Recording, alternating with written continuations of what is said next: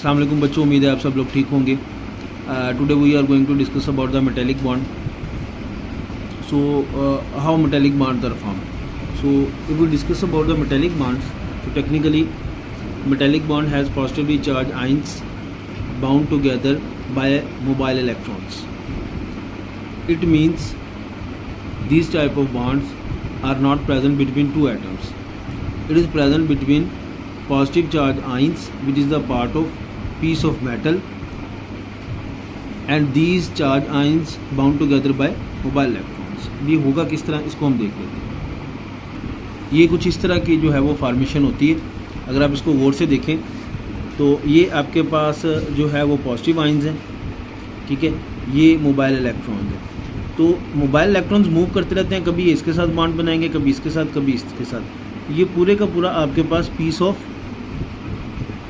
Metal है, कोई metal का टुकड़ा है, लाइक आयरन, ठीक है, लोहे का टुकड़ा है। तो इस तरह जो है ये बॉन्ड बनाते हैं। ठीक, अब हम इसकी जो है वो एक्सप्लेनेशन डिस्कस कर लेते हैं कि मेटेलिक बॉन्ड बनते किस तरह।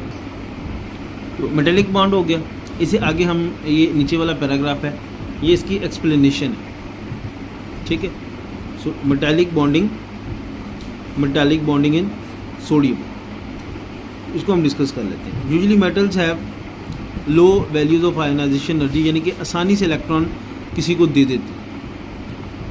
Their atoms can therefore lose their outermost electron easily. In other words, the nuclei of metallic atoms cannot hold their outer electron firmly.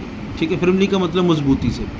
For example, in sodium metal, each sodium atom is surrounded by 8 other sodium atoms. ठीक है, the outer electron of these atoms move freely between the vacant spaces present between atoms. ठीक, ये चीज़ अभी हमने discuss की है कि किस तरह जो है वो इलेक्ट्रॉन जो है मूव करते हैं। नहीं जी, इसको ये देख, ये जी फॉर एग्जांपल ये सोडियम Na, ये सिंबल है,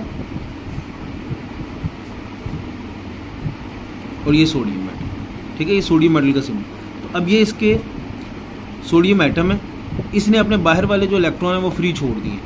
तो कभी वो इसके साथ बॉन्ड बना रहे हैं, कभी इसके साथ बॉन्ड बना रहे हैं। तो इस तरह जो है ये जो मेटल्स हैं उनके अंदर बॉन्ड बनती है। ठीक है, सोडियम की एग्जाम्पल होगी, इसी तरह और भी डिफरेंट आपके पास एग्जाम्पल्स मौजूद। Because these loose linkage they have with their nuclei, no electron remain attached with any particular nucleus. Instead, all the electrons at the same time get attached with all the nuclei. A metal will appear to have a sea of electron in which all the nuclei of atom are present.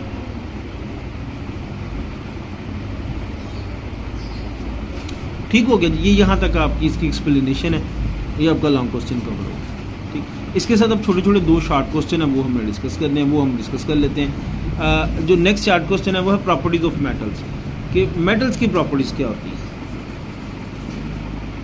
तो first of all ये लेदर short question है, आपने बनाना है। Metals usually shown metallic lustre, ये चमक इनके अंदर होती है। आप किसी भी लोहे की चीज़ को या एल्यूमिनियम की चीज़ को, उसको आप कपड़ा लगाएं तो चमक आ जाती है उसमें।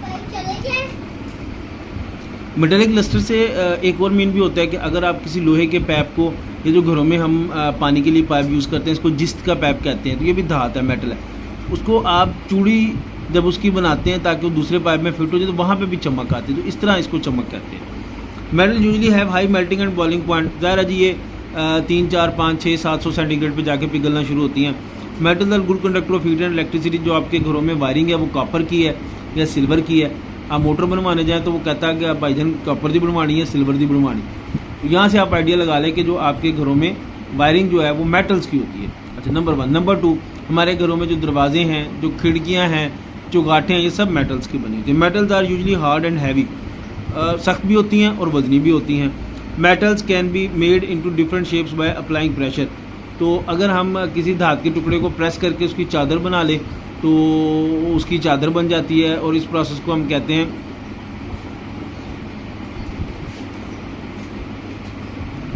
तो जब हम उसकी चादर बना लेते हैं, यानी कि applying sheets bye applying pressure made in different shape. Shape से क्या मुराद है, हम उसकी वायर बना सकते हैं।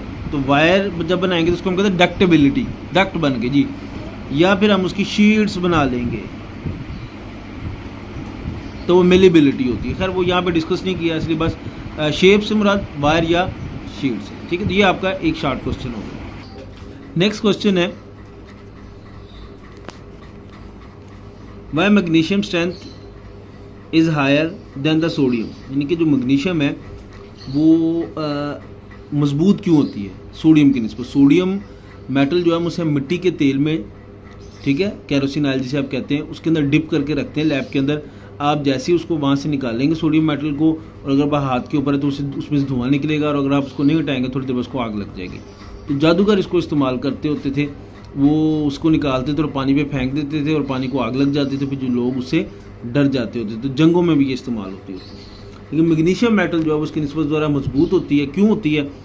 The strength of metallic bond depends upon the two factors, the number of positive charge present on the positive ion and the number of mobile electrons set free by each atom.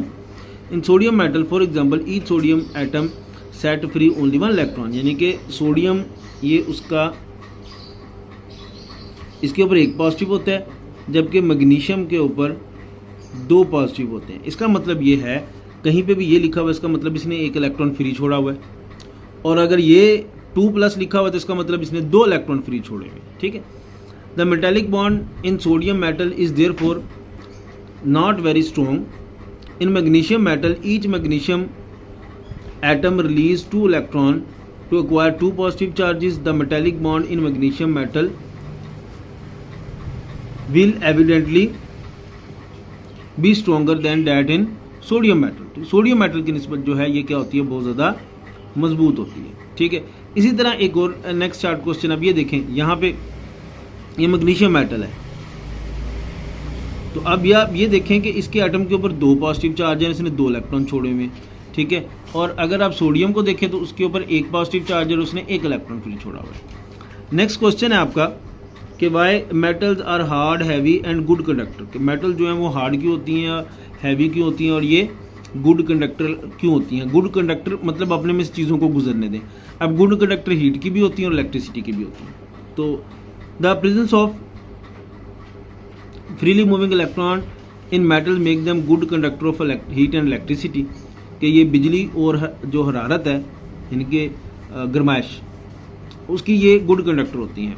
Moreover, in metal atoms are strongly held and arranged in the form of rows and above the other.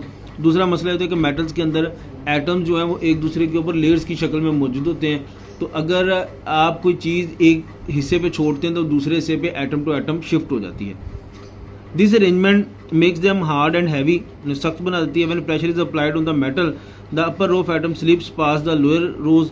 वो कहते हैं कि जब हम इसके ऊपर pressure डालते हैं तो ऊपर वाली रोज जो है वो स्लिप हो जाती हैं। As a result they shapes and change, metal can therefore easily be drawn into wires and sheets. ही हमने पीछे पढ़ा कि हम इनको किस शक्ल में, तारों की शक्ल में और शीट की शक्ल में, जैसे लोहे की शीट होती है जिससे हम दरवाजे बनाते हैं, खिड़कियाँ या अपने गेट बनाते हैं, तो ये उस शक्ल में तब्दील हो जाते हैं। ठीक हो गया। तो ये आज का आपका काम है और उम्मीद है आप लोग जो है वो साथ साथ होमवर्क भी कर रहे होंगे।